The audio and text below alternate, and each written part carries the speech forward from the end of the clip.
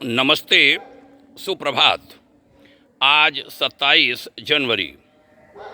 आत्मा को देखें, खोजें और समझें। अखंड ज्योति मार्च 1968 के पृष्ठ 7 से आज युगऋषि विचार श्रृंखला का 392वां 392 चरण उद्धृत करता हूँ।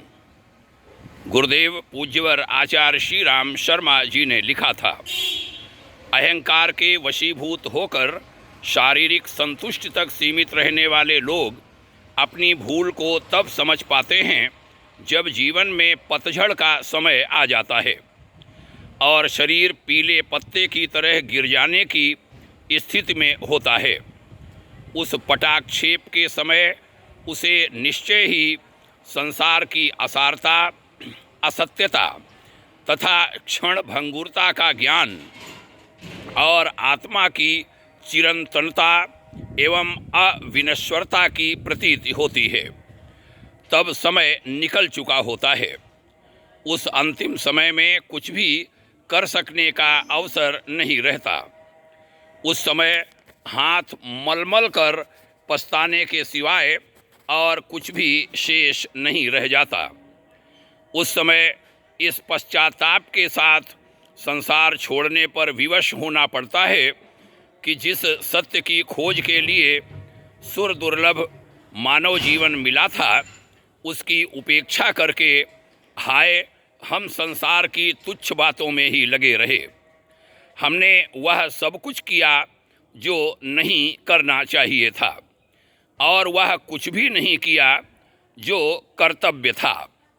उस घड़ी उस आत्मा की उपेक्षा करने वाले व्यक्तियों की क्या दशा होती होगी, जरा चिंतन करिए। उनके हृदय में किस भयानक पछतावे और विवशता की आग जलती होगी, इसे तो वही बतला सकते हैं जिन्होंने उस स्थिति का भोग किया है।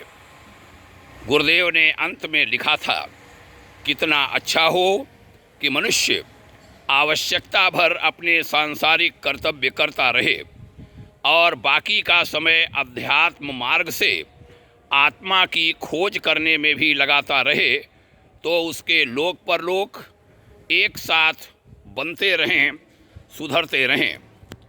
मित्रों, यह बहुत ही महत्वपूर्ण लेखांश हम सबके लिए महत्वपूर्ण, सबके लिए काम का।